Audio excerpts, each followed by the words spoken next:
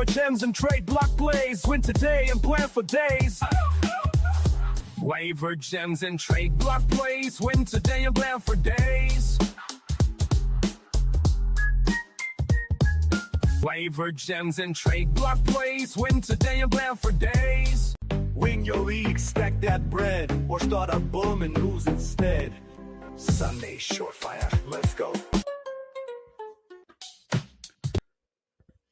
Hello and welcome to another episode of the Sunday Surefire podcast. I'm your host, the Commish. Joining me today is the co-host, Aaron Downtown Brown. Hey. And we got Ethan Weaver in the building here too. Ethan, what's up, my man? Commish, how we doing? Doing good, boys. Hanging in there. This week was a really cool rapid fire, and I mean rapid fire. Like if you blinked, you missed it. Type of week around noon on Monday. We had free agency come. The legal tampering period is over. We are now officially in the 2026 NFL league year. That's fun. We had a bunch of guys changing teams, so that's really what we're talking about here. We're kind of talking about some of the fallout with that. We're going to touch on the fantasy relevant players that either changed teams or signed extensions with their current team. Also going to getting into a trade or two that took place this week. I know there's going to be plenty more moves to come, but we're going to react to what we've seen thus far, and we're also going to go ahead and you know, we'll do so knowing that the NFL draft is coming down the pike here too, and that with that, it's going to change the way we feel about even some of these players that were just acquired in free agency. So the offseason in Dynasty is a long process, but we got a big domino now out of the way with at least the start of free agency and a lot of major moves now behind us. So we're going to start with the big ticket item here, the big running back on the market in Kenneth Walker, the Super Bowl MVP, changes teams, and he goes to a team that one of us here on the panel cares very deeply about, and Aaron is a lifelong Chiefs fan. So why don't you go ahead and talk up your guy Walker, Aaron? So tell us about your new running back. Yeah, no, I think as a Chiefs fan, I'm kind of it's kind of funny. I'm kind of going both ways. For fantasy, I love it. Chiefs fan, I think it was also a good signing. I'm a little wary of his receiving ability, skills, but I think for fantasy, I think the Chiefs offense hopefully should be back. With Eric Bieniemy as OC. Hopefully we bring back the years where Mahomes was a little bit, we saw the magic Mahomes era, right? And we're kind of starting over with that offense. But yeah, I mean, Kenneth Walker's explosive. We needed like a third down capable back. So yeah, I think for fantasy, I mean, what we always say too is you want a running back on a high flying offense, and hopefully that's the Chiefs in 2026. So like the signing. I think for dynasty and fantasy purposes, it should be great to have Walker. Yeah, he with Pacheco going to the Lions too, you really shouldn't be fighting for many snaps outside of maybe some receiving snaps from my boy Brashard Smith. But altogether, like the Kenneth Walker signing. Yeah, Kenneth Walker will be great for the 8 games he's healthy if the Chiefs use him as a workhorse. It's no surprise that Kenneth Walker actually had his first healthy season when it was essentially a 50-50 split between him and Charbonnet. Obviously, I wish Walker all the best of luck with his health because he was phenomenal throughout the playoffs. If he is that version of Kenneth Walker, the Chiefs got a hell of a back. As a Chiefs, if I was a Chiefs fan, I would have liked to see them go get a guy like Breece Hall, a little bit more dynamic in the pass game, but maybe the Chiefs can unlock Kenneth Walker in that aspect of his game. But overall, I mean, Kenneth Walker is a great running back. I think it's going to add a much better piece to that offense. I mean, Kareem Hunt, Isaiah Pacheco, Brashard Smith, just they weren't it for the Kansas City Chiefs, and it showed. Yeah, if we can unlock Breece Hall from the New York Jets, that would be ideal. He was a guy that we wanted to have be discussing tonight as a team, a guy that changed teams in free agency. So I know that show Prison Break that Ethan and I loved had a good run and kind of got old a little bit at the end. But if we could get one more season of that to get Breece Hall out of New York, I would sign up for that in a heartbeat. Shout out to Prison Break. It's a 20-year-old show, but if you haven't seen it, it's worth a watch, especially the first season. Yes, it is.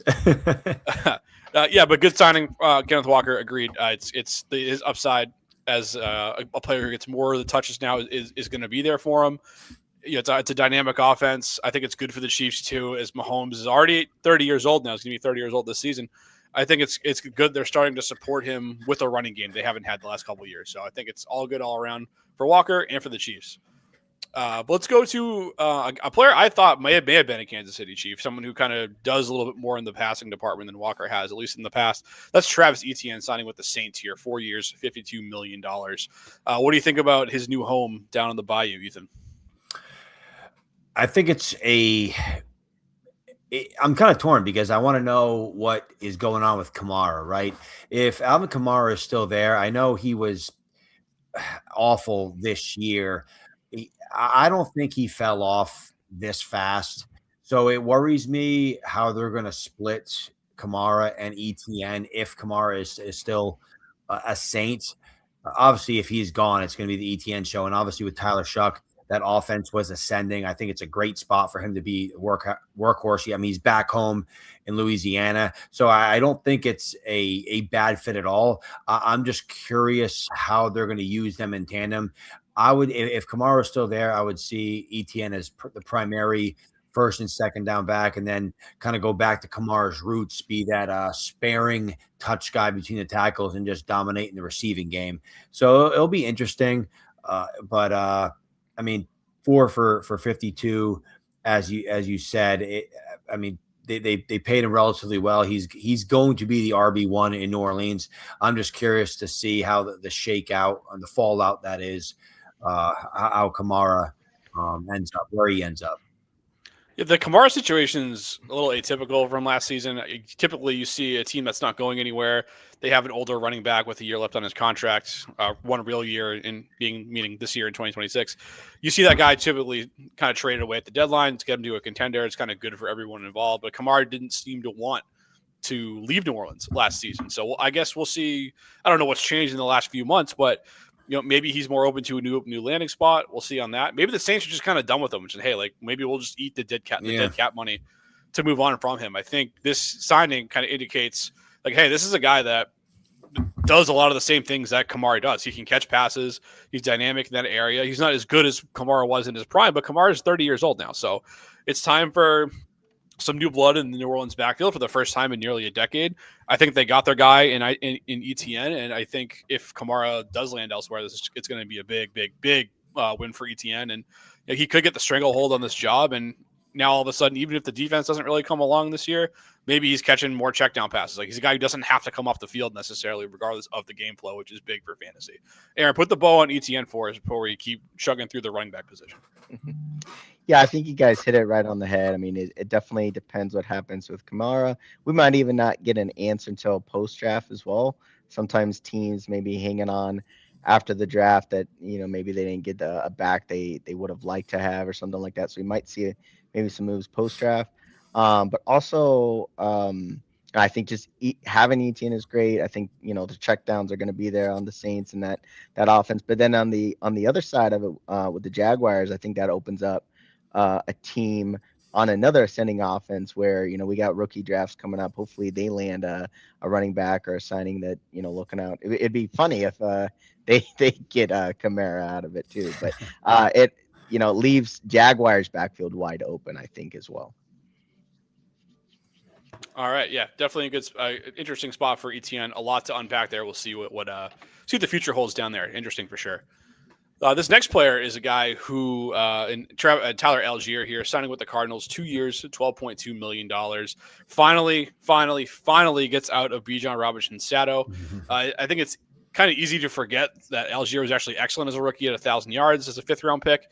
And he also was PFF's number 1 graded rookie running back from the 2022 class. The arrow on him was pointing up in a big way coming out of his rookie season. And then he got, when we like to use the term nuked in Dynasty, where, if whether it's free agency or if it's a draft pick at your position, kind of just someone gets added to the mix and it really hurts a player, suppresses their value a lot. Algier was the biggest nuking I've ever seen in Dynasty at the running back position, because just 1 year into his career, he's still there for 3 more years on his rookie contract. And like now he's got Bijan Robinson, the best running back in the league, on his team for 3 years. So that was brutal for him. So he's really been I'd say mostly handcuffed. He had some standalone value if you were willing to try to pick out the weeks he was going to score that touchdown that was a thorn in the side of Bijan managers from time to time. But now he gets to kind of have his own, maybe not his own backfield, but I think he's going to be the leader of this backfield. They did agree to with James Conner on a restructured contract for 2026, so it does, at least for now, look like he's going to be around. We'll see what the offseason holds for him. It's a big hit, I think, to Trey Benson too. I just like another guy who can't stay healthy. So I just look at Connor and Benson. I say, well, you're not this new regime's guy. Tyler Algier is this regime's guy. Maybe it wasn't quite as much money as we were expecting Algier to sign for, but I do think he's going to be the first crack at leading this backfield. And I think that something will shake out between injuries or maybe just moving on from Connor and or Benson in a trade at some point.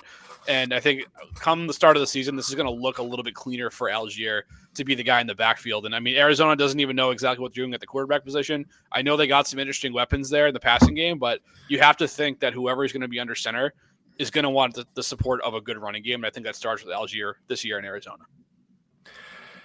Yeah, the Algier signing was interesting because, as you touched upon, it wasn't for as much money as I would have thought.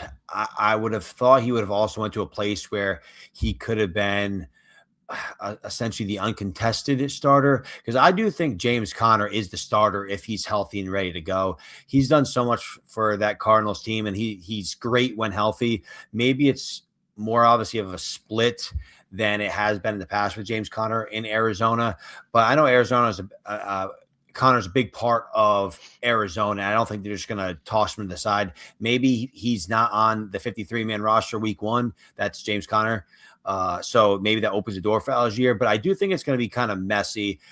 As you also touched upon, I think Benson got hurt the most from this transaction. So it's going to be very interesting. Maybe Benson's a trade target for some teams with running back needy depth. But overall, I was expecting a little more juice from Tyler Algier, only $8 million guaranteed. So it's going to be interesting to see how this shakes out. And also, just to touch upon the touchdown vulture that Tyler Algier was, he usually scored when I bet Bijan anytime touchdown. Yeah, it got to the point with that where I was like, Ethan, you need to tell me when you're betting on Bijan to score this week so I can bet on Algier to score a touchdown. Exactly. You need those friends in your betting circle, folks. We do give out betting advice. We do give out betting advice. Ethan will tell you when he's betting on certain guys to score a touchdown, and maybe you can go the other way on it. We do give out that advice on the program too. So whether you're here for the Dynasty content, any redraft stuff, or if you are into the gambling side of things, like I know the three of us are, make sure you're hitting that like button. Make sure you're hitting that subscribe button. Make sure you're not missing any of our action going forward here on this channel too. It makes a big difference. It really does. Aaron, do you have any thoughts on Algier before you keep moving? Yeah, I just put just a simple comment I just wrote down is, I just noted similar to Ethan. I kind of wrote, cloudy for 2026. I do think he's got a road to kind of be a clear cut back for them in 2026, but it's good for him for 27 and beyond. I think Connor could be a thorn in his side, and maybe a little bit of Trey Benson. He's definitely more proven than Trey Benson is. But yeah, I just wrote a little bit of cloudiness with the chance to get in the end zone a little bit in 2026. But I like it. But I think it's hard not to talk about him, leaving the Falcons and how great that is for Bijan owners. So got to be happy owner for sure. Yeah, I'm a little higher on Algier's outlook because of this than you guys are. But hey, I mean, if you want to put your eggs in James Conner and Trey Benson, good luck. So we'll see how that pans out. It's a little murky for sure, but we'll see. We're gonna go back to the AFC West here, Aaron. This is your division. So talk about your hated rivals up there with the Broncos retaining J.K. Dobbins' services, 2 years for $20 million. Yeah, I think the Dobbins signing is kind of just a comfortability signing. I think I think if you have Dobbins, it's you're happy when he's on the field. I do think that it's going to be a split backfield for sure with RJ Harvey. RJ did kind of prove himself. He can be used in the passing game, the running game. He can kind of be that all-purpose back. So I think RJ is the future there. Dobbins, I think he'll be slightly a thorn in the side. He still prove he's got some juice, but I think Harvey is a future there. But I'm actually pretty happy that Dobbins re-signed with the Broncos. Having some shares with Harvey, I think it just showed, hey, he is going to be second in that depth role. They're not really looking to someone to start over Harvey. So I view it more of a win for RJ Harvey than I do for Dobbins. I kind of view it as insurance, right? It's only a two-year, $20 million deal, $8 million guaranteed.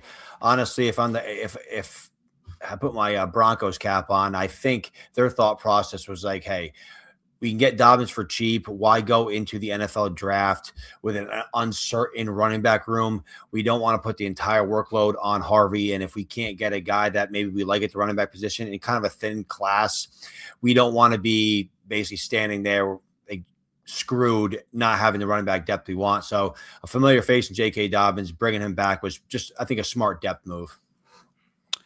Yeah, I mean, Dobbins was a good part of this offense last year. He had between 12 and 19 touches in every game that he played in the first 10 weeks of the year before he got hurt. So I think it's a little more than insurance. I think they want a multi-back system because, quite frankly, Sean Payton's always wanted a multi-back system. And he's always had it, whether he's got guys like Alvin Kamara, Reggie Bush, Mark Ingram, like all these guys split time with other running backs throughout their careers, even in their prime. So I think that's no different here now that he's in Denver. I think Dobbins is going to be in line for a workload while he's healthy.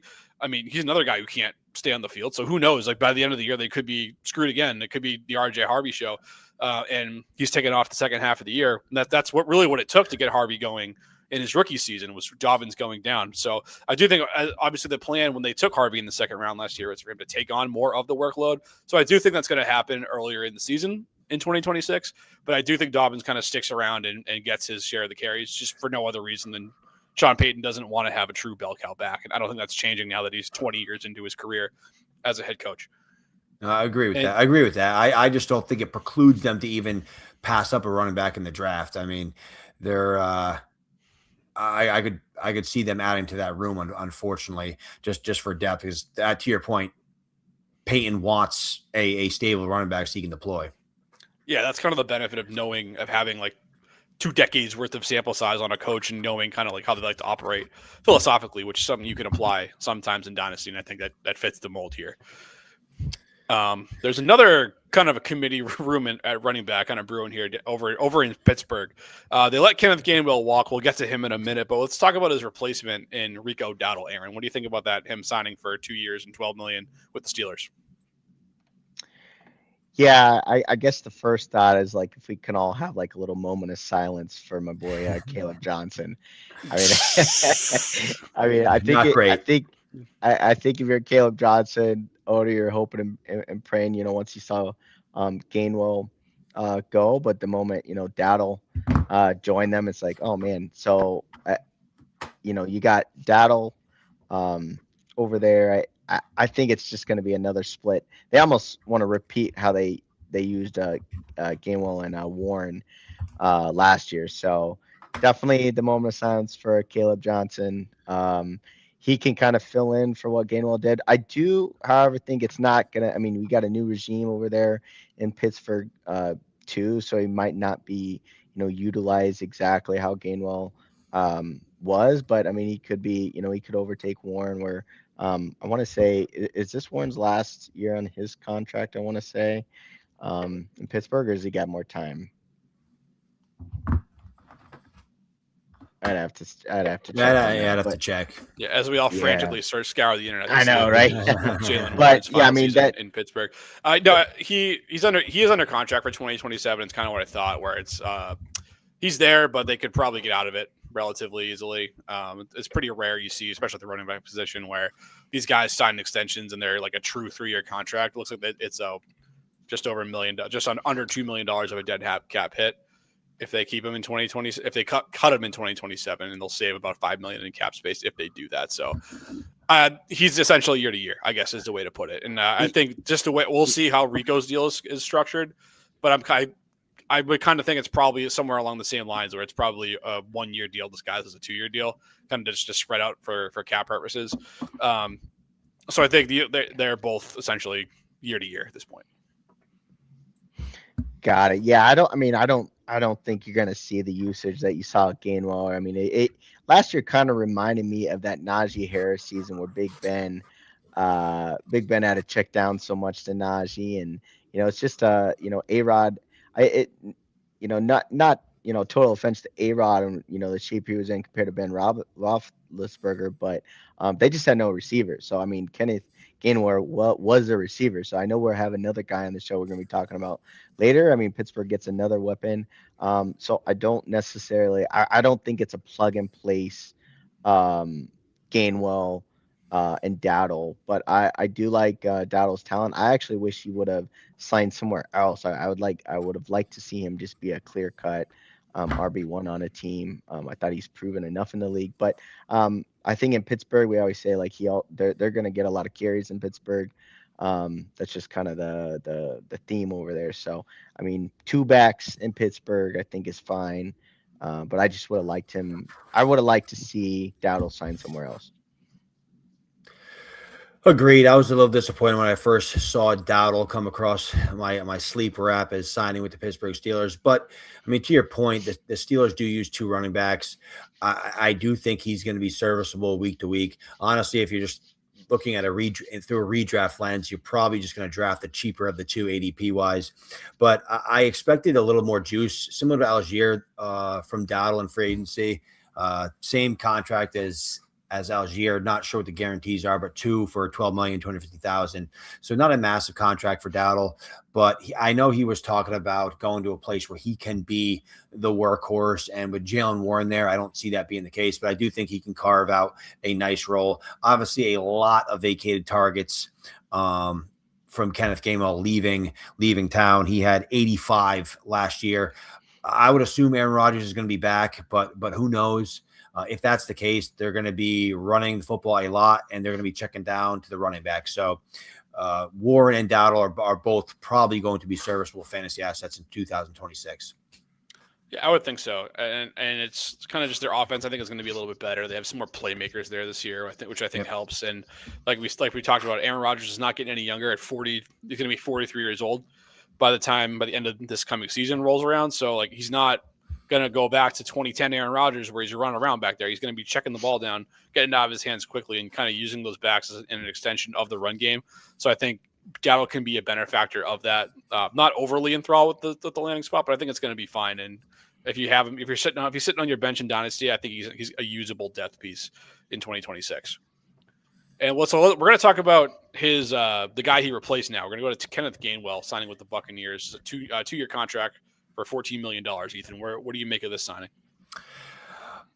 I thought it was a great signing for fantasy purposes for Kenneth Gainwell. Rachaad White is out the door, so he's going to slide into that role, but with a chance to have a more increased workload than even Rachaad White had last year. $10 million guaranteed, but to me, this hurts Bucky Irving. I just think Kenny Gainwell showed so much in the receiving game last year. He was very impressive. I don't think anybody anticipated Kenneth Gainwell working his way into the role he had in Pittsburgh. So good for him. Able to sign with the Bucs. I mean, who knows how the offense is going to look without Mike Evans. Obviously, Baker Mayfield struggled mightily down the stretch last year, along with the entire Bucs team. But I do think it's a lucrative situation for Kenneth Gainwell. Bucky Irvin, I mean, he's a smaller back, so I mean, they're two tiny backs. So it's going to be interesting to see how this plays out. But like I said, I assume Kenneth Gainwell will take that Rachaad White role and go from there. So I think it's a good spot for fantasy wise. Yeah, I was gonna say. I mean, I'm slightly more just indifferent. I do view this more as a plug and play, swapping out Gainwell and Rachaad White. I think yeah, he does add the receiving ability that Rachaad had as well. I think Bucky's still gonna have, he's still gonna have the first and second down role. I believe. Gainwell did a lot last year, and I think. Showing that he's got those receiving skills is always needed. So I kind of just view it the same way Rachaad White is. I the funny thing is, I think the largest thorn in everyone's side again is going to possibly be Sean Tucker. I recently looked to see what his situation was, and I was actually looking to see if he was going to become a free agent, and they tendered him, so they want him back unless a team offers a little bit higher price for Sean Tucker. But I mean, if you're a fantasy manager last year, whether you had Rashad White or Bucky Irving, and they gave it to Tucker on the goal line many times, I mean, to me, that is the thorn in everyone's side, because I think Gainwell can get the PPR points. I think Bucky can get his points, and they can both coexist with each other. But to me, Sean Tucker was everyone's thorn in the side last year. Yeah, Bucky will be. Yeah, Bucky will be from 20 to 20. Gainwell will be in the red zone up to the goal line. Then Tucker will be in there for the goal line carries. It'll be perfect for fantasy.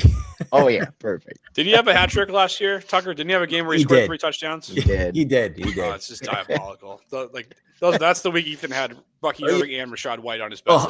100%. I was just going to say, I took the words out of my mouth. Yeah. Sean Tucker could be a thorn in the side. They tended him, like you said, Aaron, so he could be sticking around. I didn't really factor that too much into the equation, but maybe I should have. If you look at Gainwell, to not remember, you try to block out all the negatives. Right. That's a good way to live. When you look at Gainwell, like down the stretch of last season, like he was really a force. Keep talking about how he was a good receiver. I mean, between weeks 11 and 18, I'll just put the stats behind it. Between weeks 11 and 18, he was a top 15 running back in 6 of those 8 weeks in PPR scoring. He was awesome. So, yeah, and he did it on the back of 51 targets over that span too. So when I look at this move, he's obviously in a better offense, so that TD upside is there. So as long as Sean Tucker isn't poaching touchdowns left and right from him, I do think it does hurt Bucky Irving a little bit, but I don't think it's like a death sentence to Bucky Irving either. I do think Bucky Irving is stiffer competition than Jaylen Warren was in Pittsburgh a season ago. So I do think the two are going to split the backfield. But I guess I look at these guys and kind of think that this tells me that Tampa Bay with the new offensive coordinator, but the same regime overall still there. I think what it means is they want this type of running back in the game as frequently as they can have it, because Rashad White was a different type of running back. Sean Tucker is a different type of running back. So even if he's still on that roster, this tells me they want the running back that can both be a threat to run the ball and catch the ball out of the backfield. So I do think there's plenty of room to go around, and Rashad White's leaving behind more work than I think people think he is. Yeah. He averaged 10 touches per game a season ago. So Kenneth Gainwell's a guy, you want to tell me he comes in there and gets his 10 touches per game? That's perfectly fine with me. That leaves plenty of work for Bucky Irving to still do his thing and get plenty of work. And, I trust this offense to kind of get back to the form they were in to start the 2025 season before it went off the rails in the second half. And I do think it's going to be this is a slightly better spot for Gainwell, even if he's not getting quite as much volume. I think he's going to score a few more times and it'll make up for it in the aggregate at the end of the year. So that's what we got for him. We're going to move a little quickly as we keep going here. Maybe we'll spend a little bit more time on the receivers, at least for the start here with Alec Pierce here signing the big boy contract with the Colts. 4 years, $114 million, $84 million in guarantees for Alec freaking Pierce.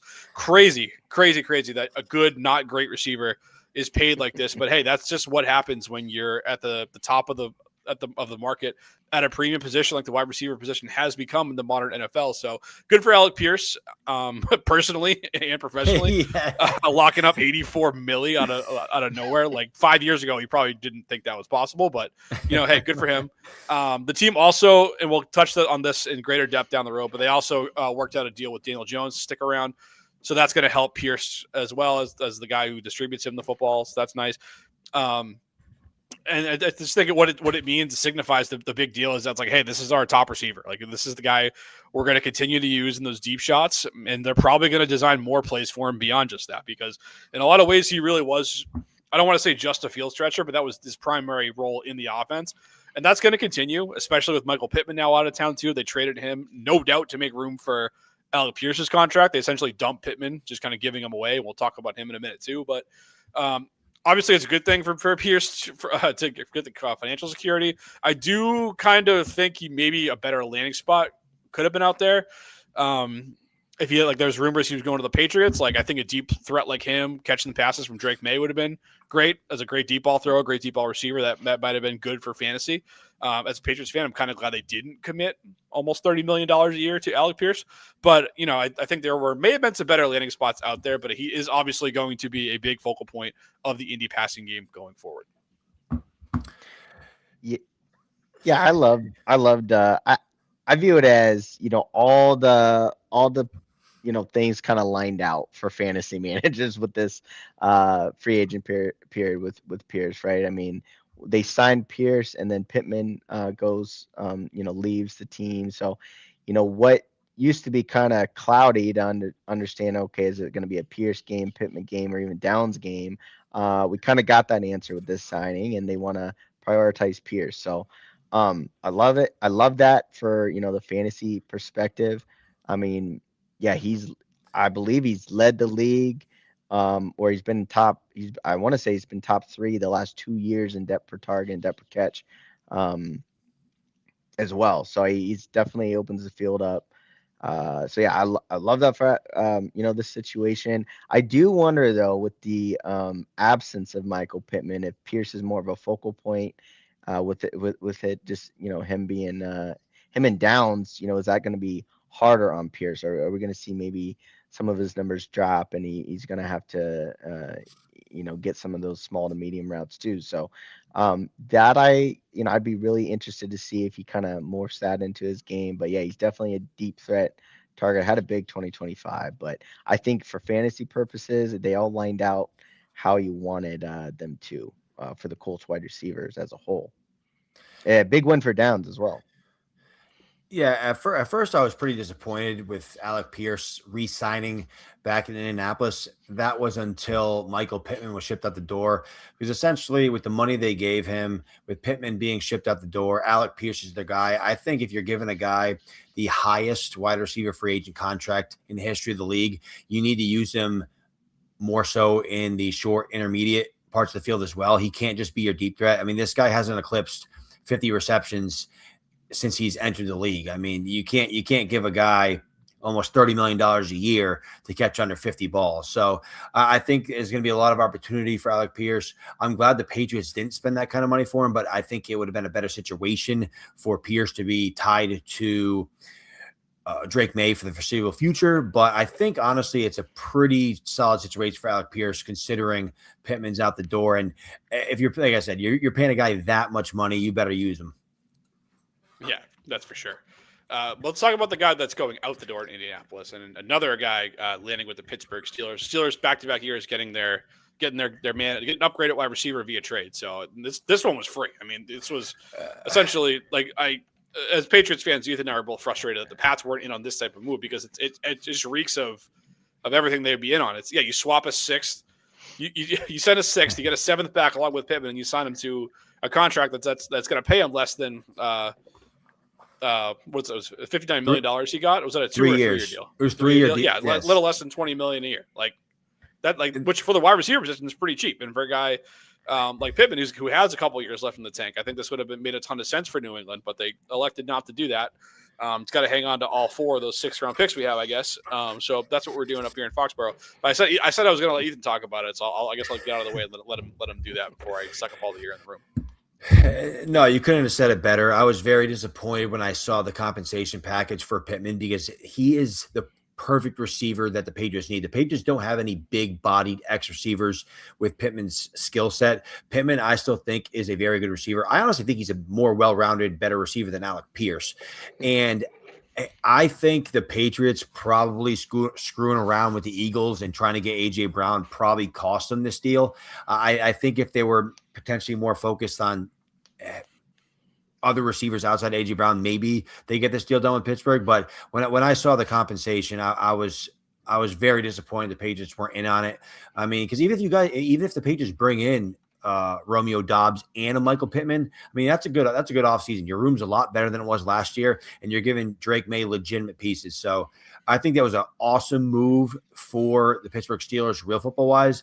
I think it's going to stink fantasy wise, because if Aaron Rodgers is the quarterback, they run the slowest pace of play in the league. You have DK Metcalf, DK Metcalf and Pittman now competing for targets, and all they do is throw the running back. So it's going to be a pretty crappy situation, in my opinion, for Michael Pittman. I think his fantasy stock took a big hit, and he's a guy that's going to be like a bye week fill-in, I think, from here on out. I just don't think there's enough legitimate volume to go around week to week with Aaron Rodgers at quarterback to support Metcalf and Michael Pittman.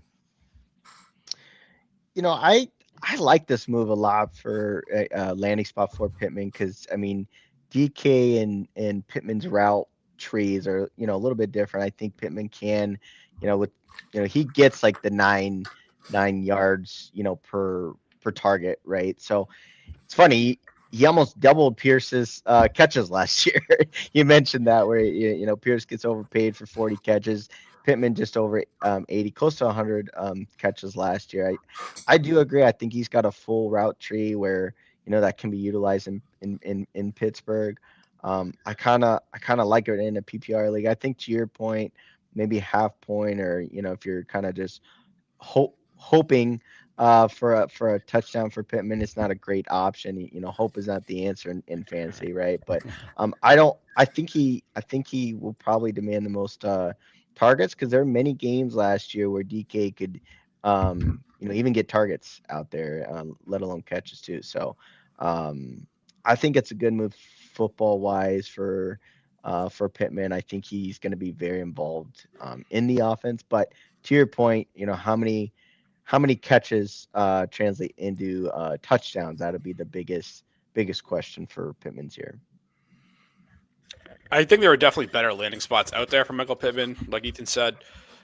I guess I'm not quite as down on the move from a fantasy standpoint because if he had stayed in Indianapolis, he's contending with Alec Pierce, who is, like Ethan said, the highest paid receiver contract of all time. And then you also have Tyler Warren, who's just only going to get better, and then Josh Downs still in the mix too. A lot of mouths to compete with there for targets. But at least here you can say like he's definitely like the number 2 receiver in terms in the pecking order. And honestly, the gap might not be that big between DK and Michael Pittman last season. It's not. I don't like DK's the guy that you DK looks good when he's on another team. You say, oh, I wish I had a receiver like him on my team. Then you get DK Metcalf on your fantasy team. And you're like, oh, this guy isn't. I mean, the weeks he blows up are amazing, but outside of that, he's not. He's kind of like a high floor guy that he's decent, but he doesn't move the needle for you. So I don't think there's a massive real life gap between Michael Pittman and DK Metcalf. So I think the target competition could be a little closer than people think. And I just looked up the Steelers' passing attempts per game last year. They were actually 17th in the league in pass attempts, so right in the middle of the pack. I was expecting them to be a little bit lower. And I just look at the rest of this roster and I see, at least as it stands right now, I mean, the tight ends are kind of a mess. Like that room's kind of a mess. And they don't have, it's like Calvin Austin is their third receiver. And like that guy's a special teamer that they, out of necessity, have had to put out there as a full-time receiver a lot of the time. So I think there actually is some more opportunity than people think in Pittsburgh, but I do think he's a guy. I definitely feel better if you play in a league with a few flex spots where if you're tossing him in there, I think you'll feel better about it. He's not someone I want to roll up there as my WR2 in fantasy by any means, but I would have loved to see him land elsewhere, but I don't think this is like a death sentence for his fantasy value altogether. Yeah, no, definitely not a death sentence because Pittman is a good receiver. I just, I don't know. Unless you're a running back, Aaron Rodgers doesn't throw you the football.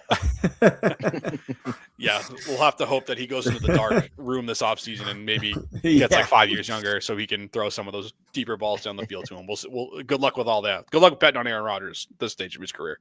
But let's go to our hometown team, Ethan. We'll start with you with this one. Talk up Dobbs, Romeo Dobbs, former Packers receiver, now landing with the Patriots. 4 years, $68 million for him. I mean, I like the signing for the Patriots. 4 for 68. I didn't have any information on Spotrac for guarantees, but I honestly think Romeo Dobbs is an upgrade from Stephon Diggs. I was kind of Diggs I think he just tailed off towards the end of the season. I still think Diggs was an okay receiver, but Dobbs much younger. I think he's going to have an opportunity to flourish in New England. It was very crowded in Green Bay, so I think Dobbs is going to have the opportunity with a better quarterback in Drake May. and more opportunity to establish himself as a potential wide receiver one. Do I think he is a wide receiver one? No. Is he the Patriots wide receiver one? Probably as of now, yes. But I mean, it would be great if you could bring in a guy like AJ Brown and have Dobbs as your number two. So I like the signing. I think Dobbs is a sneaky, decent receiver. I think the only problem is, and nothing against safety, is that guardian cap. It's throwing me off. You definitely got to get used to the guardian cap. Yeah, I think Dobbs is a great receiver too. I mean, I was tracking him pretty closely last year. I think with DFS, I would look at, okay, if the Packers were facing any defense that was in man a lot, Dobbs was their clear-cut option, right? So he's great against man. So he's going to be one of the top targets in those type of situations. They could throw it up to him. So I think with a good deep ball thrower in May, that's a good fit.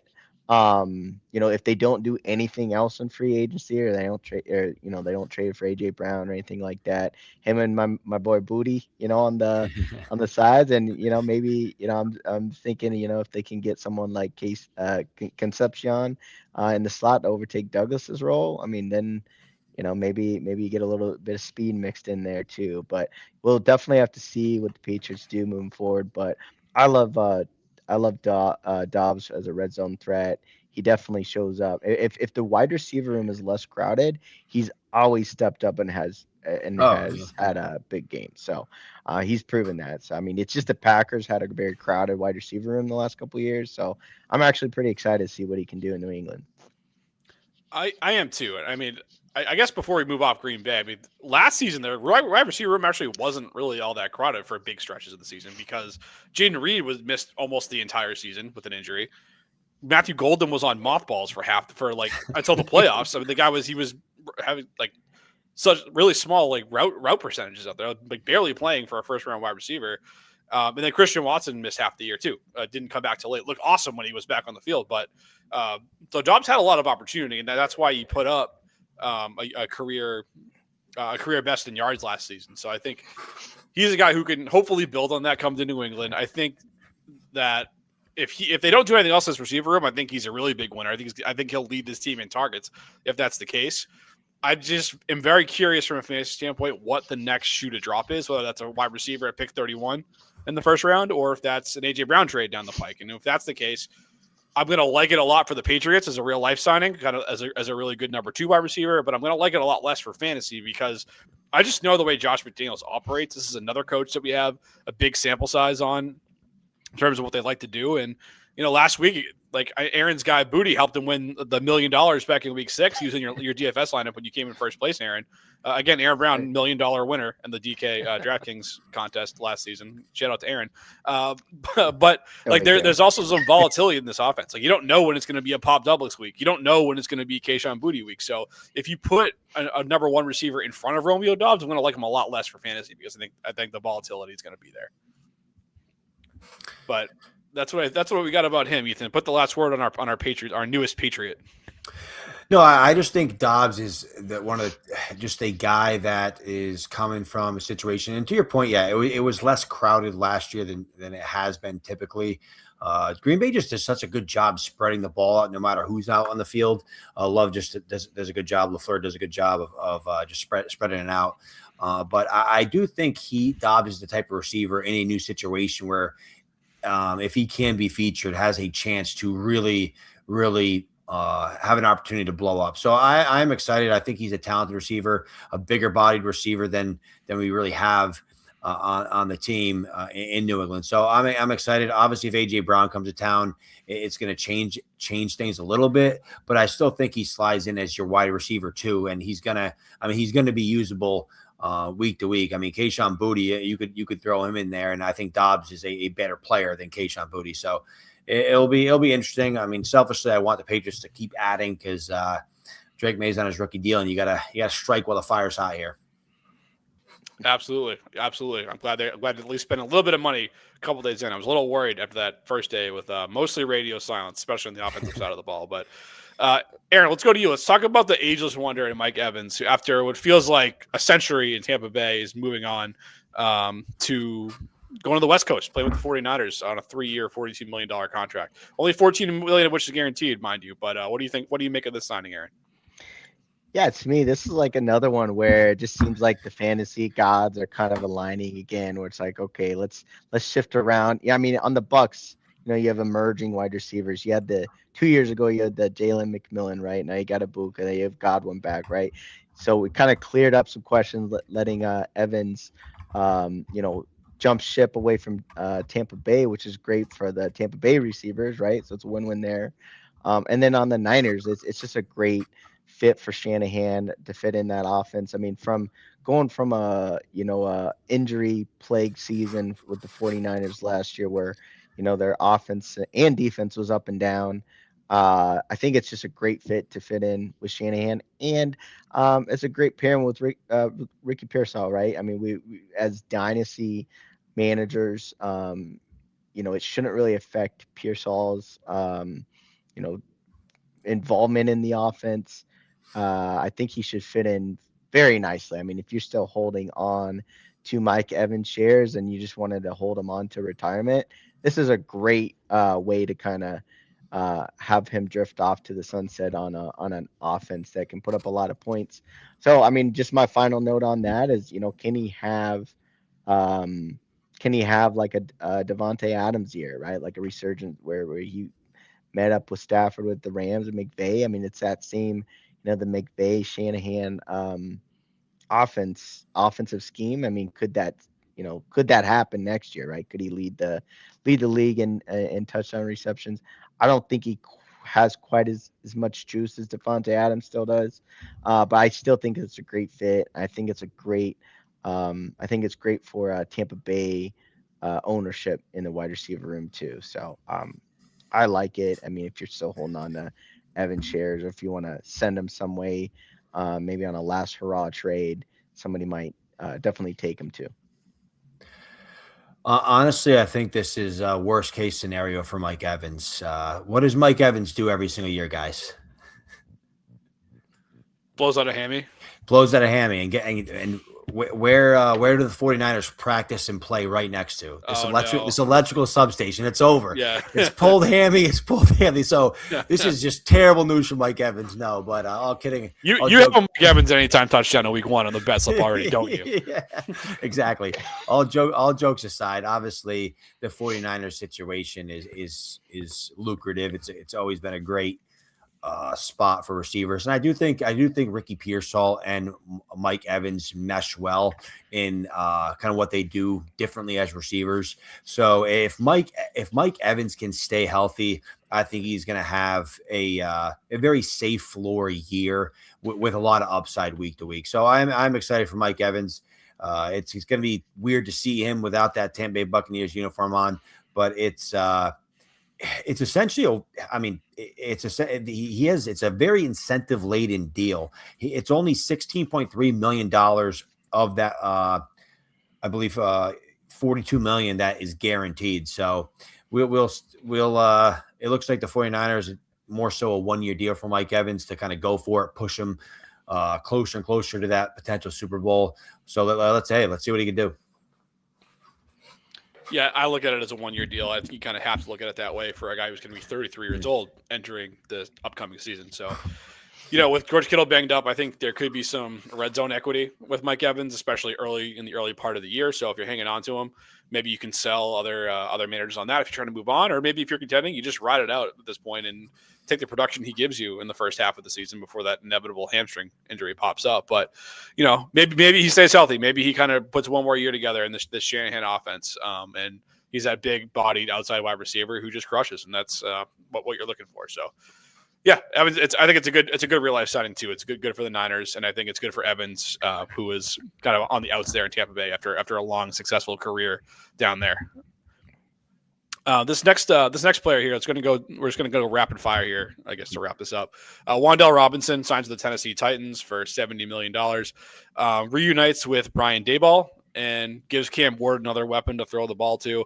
He's a nice little slot target that Daboll I'd say he got the most out of in his time there in New York. And he's not someone you want leading your wide receiver room, but he's a really good piece a really good piece in a successful offense. So I think it's good to kind of give Cam Ward, who's kind of got that cannon for an arm, a little bit of a safer check down. Maybe they can rewire him a little bit to take the easy money when it's there for you. And I think Robinson can be a good little piece for that. I'm not overly over the moon by any means by this signing, but at least at the moment there is target opportunity available to him in Tennessee. But I don't think he's going to surpass his WR15 finish that he posted last season.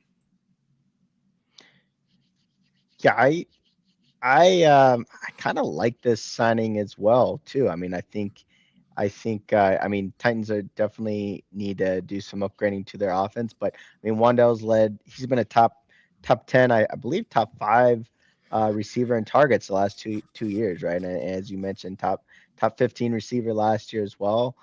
Can he replace his numbers he did last year? I don't know. I mean, he had a couple things fall in place pretty well with Neighbors getting hurt, right, where he became the number one option again. But I like it a lot. I think even if they make a splash in the draft, Wan'Dale's carved out a surefire slot role for sure. So I think he's going to get volume. I mean, they're not a great team. They're going to come from behind a lot. So I think he's going to continue to be a sneaky player to have on your team. Is your top receiver? No.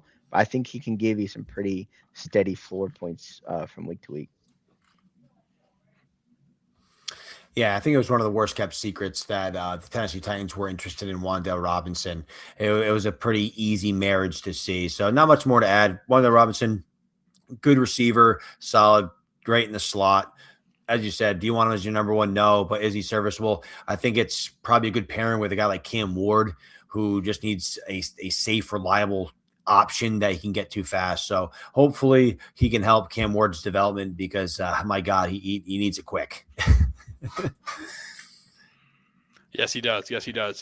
And this guy we're going to transition down to quarterback. This is a guy that I guess in the Green Bay Packers model sat and waited for a while, even though he wasn't drafted to Green Bay. It felt like he was riding the bench for a little while behind an entrenched starter in Jordan Love, but he finally breaks free. Actually broke out towards the end of the season when Love was injured, and Malik Willis gets his opportunity and reunites with Jeff Hafley, who came from Green Bay. The GM in Miami also came from Green Bay. So it's kind of a reunion down on South Beach, which is a great place to have a reunion. Ethan and I have been there, and that's a great party spot. Highly recommend if you've never been to South Beach to check it out. But Malik Willis is going to have plenty of time to check out everything going down in Miami, Aaron. But let's talk to me about him. What do you make of this signing, and what do you think it means for Willis from a fantasy standpoint?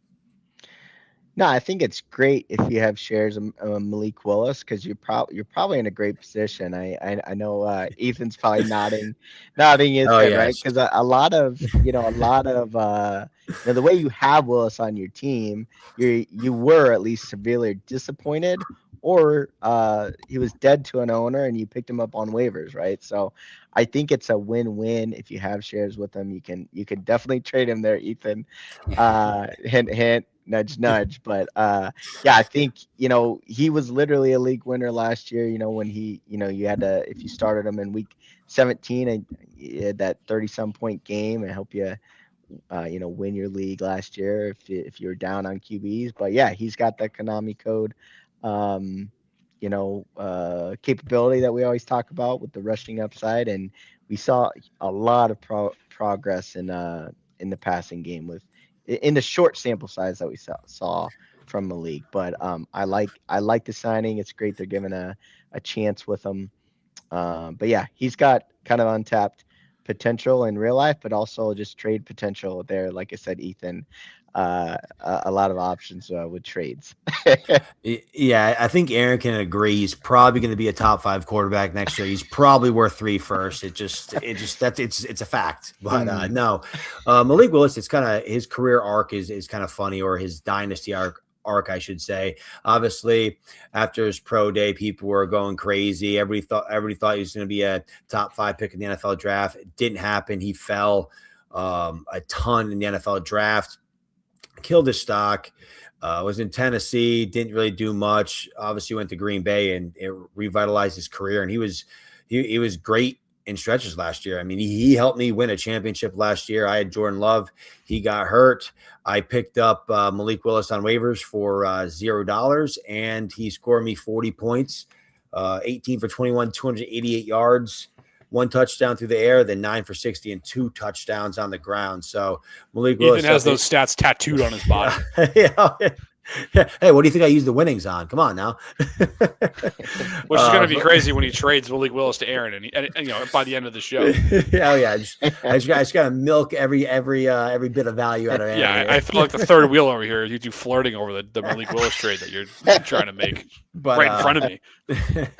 But no, I mean, obviously Malik Willis, the rushing ability and what we saw, I'm excited to see what he can do in Miami. Obviously, you have a good ground game with A-Chain. Waddle's there. Maybe they can get another piece or two to surround him. But it'll be fun to watch Malik Willis have a shot to be a starting quarterback in this league. 3 years, $67.5 million, 45 guaranteed. So let's see Malik Willis be QB1 next year. Let's go. Hey, let's hype him up. I'll be waiting for the sirens for signing a trade in our league that we play. We all play in that league together, so we'll see how it goes. But let's just go to the guy that Malik Willis replaced in Miami. Tua Tagovailoa ends up with the Falcons 1 year, $1.3 million. Miami is still going to pay him the bulk of his contract that he was guaranteed to play for the Falcons. They do not play each other this season unless they meet in the Super Bowl, which is not going to happen. But I looked it up because I was like, oh, man, that'd be great if they were going to pay him like $50 million to play against them this year. That would be great. But that's not in the cards, unfortunately. But he does end up in Atlanta for a season. And this is kind of one of those situations, guys, where any port will do in a storm, meaning that like if he's got a shot to start anywhere, it's about as good as you can hope for if you're holding on to Tua. But with Miami paying the freight on him, Atlanta gets a nice cheap guy that they can put in there to start games. And they got another left-handed quarterback in there to start games while Penix is rehabbing yet another knee injury. So I know we've seen Tua's struggles at times. We've seen him be injured at times, which is hard to watch. But we've also seen him support multiple wide receiver one seasons in the past. So I do think this is a good thing for Drake London and for Kyle Pitts, where, with the news that they were probably going to release Kirk Cousins and Penix probably won't be ready to start the season, you're kind of looking at those guys like these are pretty high profile assets. Like who is getting them the ball? And I think Tua is actually serviceable enough to get the football out to those guys where they're going to be heavily targeted. So I think I can look at this news more so as Tua is a fine depth guy in Superflex leagues. I'm not that interested in Tua in one QB league, so it's more about the pass catchers to me than Tua himself from a fantasy outlook. Yeah, do you guys know what the number 99.2 means? Please tell me. What is it? The dead money that the Miami Dolphins are going to be facing, which is an NFL record. So they ate a lot of money to see Tua walk out the door. Clearly, they were just absolutely done with him. But I do think, honestly, it's a decent landing spot for Tua because I think he's going to have an opportunity early on. To Pat's point, there's weapons there. If Tua can buckle up and get back in shape, who knows? We'll see what can happen here. But yeah, Tua, kind of a very disappointing career arc for him, and it looks like his best days are long gone. Yeah, no, I agree with both your points. I think it's still a big win for Drake London, Pitts, Bijan's because I think he can move the offense. The only problem he's had recently is just all the interceptions, right, in the crucial situations, right? But I think great thing for fantasy is interception doesn't really hurt your Drake London points. So I mean, you get the ball right back, right? So yeah, pick six, baby. Keep get it back. Come on. Right. that was the Jameis Winston formula for a high octane fantasy season. It was like he would throw his first drive pick six. You're like, oh, that's the gun going off to start the track meet. Let's go, baby. Right, we're just getting started here. Yeah. So I kind of look at it like that. I think it's great for his pieces. And if he gets off to a hot start, you can maybe talk someone into taking him in a trade. So I kind of wrote that down. Maybe in the first 4 weeks, if you can get a trade, trade him off, ship him off, get something in return, because you don't really want to see like a messy Penix left-handed Tua battle for QB1 going on in the future. But yeah, try to ship him off early. But yeah, that's kind of my thoughts there. Nice. We had a big QB signing come down today, at least for the Colts. They lock up Daniel Jones for 2 years, $88 million. Aaron, where are you at on this signing? No, it's great. I mean, Daniel Jones was a great story last year. Kind of his comeback season. Unfortunately, it sucked how it ended for him. But I'm glad that the organization just put a lot of faith back into him, and it sounds like his recovery is going well. They think he might even make training camp, let alone obviously week 1. So making progress there to be the day 1 starter, and he's got some more security now. So I think for like the guys we talked about, the Alec Pierces, you still got JT and Downs over there. Like I said, I think Daniel Jones showed enough of a resurgence last year. It's good news. It's good news. It's a good story where if you were kind of QB needy and you had him in your lineup, you're probably happy for sure. So yeah, I definitely like that he's re-signing with the Colts. I've always been a Daniel Jones truther. I always thought he kind of got the short end of the stick in terms of how people viewed him as a quarterback. It was tough to see him go down with the Achilles last year. He was kind of got through a calf injury and calf strain or whatever, and it probably led to the Achilles tear. So that was just unfortunate for him. The Colts, I mean, everything kind of just went down the toilet for them. So hey, you got another contract with the Colts. I think that's good for the Colts, and hopefully he can come back and be the week 1 starter. I mean, right now it's kind of insane just how far medically we've come in terms of Achilles injuries. There used to be death sentences, and now you have guys like Jason Tatum coming back in 8 or 9 months or whatever, playing NBA basketball. So I mean, if that can happen, I'm sure Daniel Jones will be doing just fine this season. Yeah, I mean, they need him to come back this season. This contract's kind of curious to me in that I want to know the way that it's structured. That makes a big difference for how I'm going to view Daniel Jones, at least in Dynasty, from a Dynasty standpoint, because the ownership group at Indy basically came out and said that this is a make or break season for the current regime, and Chris Ballard, who's been the GM there for going on 10 years, and the current head coach, and Shane Steichen, who's walking into year 4 in the system. And they're hitching their wagon to a quarterback who's coming off a torn Achilles, and modern medicine's great and all that, but if he's not the same and ready to go right out of the gate, like this whole regime could get gassed in the middle of the season. Like they are a 2-6 start away from losing their jobs, in which now I'm looking at Daniel Jones and I'm curious in the way it's structured, because if this is really just a 1-year deal disguised as a 2-year deal, and they're willing to eat maybe some dead money next season, like a light version of what happened with Tua the other day. Like maybe now Daniel Jones is looking for a new team a year from now. And I'm a little worried from like the Achilles for him. Like he is a mobile quarterback. He does like to move around a lot. So like I do think this injury could impact him. And I just think this is a lot to ask for him to get ready for this upcoming season with like essentially this regime for all intents and purposes has a gun to their head, like to win games in September. So I think it's kind of forcing a lot of things together. And as good as he looked for stretches last season, like he better rebound quickly for this one to work out. But that's what we got a quarterback. Let's go wrap this up very quickly here on tight ends, guys. Let's go to Isaiah Likely signing a 3-year, $40 million extension with the Giants, sticking with his friend John Harbaugh. I'll just take this one quickly. I think it's good in that it adds another piece to Jackson Dart in this offense with the Giants. He gets out of Mark Andrews' shadow finally, so hopefully he's going to be more involved in the passing game on a regular basis. I know Theo Johnson's there. I think he's probably the biggest loser in all this.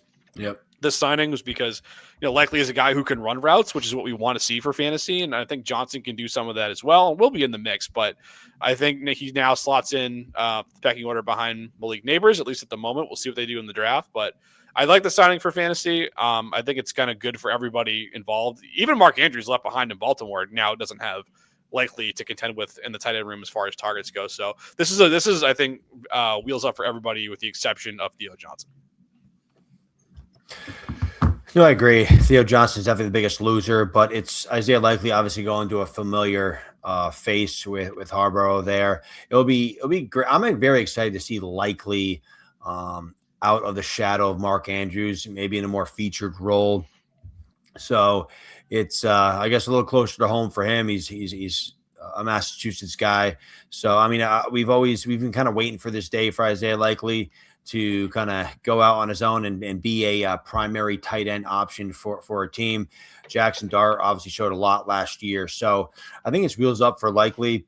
And I'm looking forward to see if it can be a lucrative fantasy season for him. Yeah, agreed. I love it. I mean, you got 140 vacated targets from Wandale Robinson leaving, as we said, and I mean until Neighbors is fully recovered, he's gonna command a lot of those targets, right? So I mean, even with him back, he's one, option 1 and 2 currently. So I think it's pretty huge, huge shining for Likely. It's what he needed to kind of step out of the shadows of Mark Andrews for sure. So I like it a lot. Yeah, we got one player here to talk about coming back here. This is a re-signing for the Chiefs. Aaron, I know you're going to be very happy about this one. You get your Bubby back in Kansas City. Mahomes is Binky, if you will. The old man, Travis Kelce. Travis Swift is coming back for one more season, at least one more season in Kansas City, Aaron. We'll let I think we kind of know the deal with Kelce at this point, but go ahead and talk to the people about your man. Maybe your last chance. You never know. That's true. Yeah, I mean, some people wondered if it was going to be, retirement year, but no, I think it's it's great to see him coming back. I mean, he was the top target leader in the Chiefs offense last year. I think we saw a different form of Kelce in 25 than we did 24. His fantasy numbers were actually better than they were in 24. And I actually think 26 could be better than 25 as well. So I think I do see a slight resurgence of Kelce, because I just think that the Chiefs offense is going to be that much better in 26 too. So you think he's going to be better than 26 than he was last year? Yeah, I love it. Do you know where he finished last year? Tight end 2, baby. He was tight end 3. 3? Well, depending on format here. Points. Yeah, we'll just go generic half points. PPR, whatever. Like you think he's going to be a top 3 tight end this year? Yeah, I think he's going to have more fantasy points. I don't know ranking wise if he can be tight end 2, tight end 3, because I mean tight end points is rising in the league, but I think he's going to have more touchdowns. I think he's going to have just as many receptions too. Put down the Kool-Aid. His yards weren't there, man. I know. I mean, he was the number 1 option last year, so I'm looking forward to high flying. I mean, the Chiefs' defense has gotten so much worse. If you've seen what's happened with the corners too, so I really think you're going to see a Chiefs team that needs to score 30 points a game again, or they're not going to be making the playoffs. So I like it. I like it for Kelce. It sucks I traded just Tillman for Kelce, thinking he was going to retire to their commission 1 league. Hey, they're going to keep letting me him in a premium league, which is appreciate that. What are you going to do, Aaron, with this Kelce take if they draft Sadiq at 9? Oh, I think it's still there, man. I mean, it's still he's there. He's gonna be taking the reins. Hey, are you drinking? Show me your hands. Man. Show me your hands. I'm good. I would love the Sadiq signing, but I think it's we got Mahomes Binky bet. Ethan, where are you taking Sadiq in a tight end premium league if he goes to the Chiefs at 9? Oh my God. Like 0.0? Yes. I mean, it's kind of hard not to debate him at the 101. I mean, he's not getting past the 102. I would go 101. That's the right answer. Because if, Jeremiah Love's probably going to go to Tennessee because a rebuilding team needs a running back. But how do you not draft Sadiq at the 101 and like a 175 premium? Yeah, his perceived value in trades is just, that would be insane, through the roof. through the roof. Not as high as Malik Willis, but close. Ethan and Aaron will get something Noted. done off camera. Noted.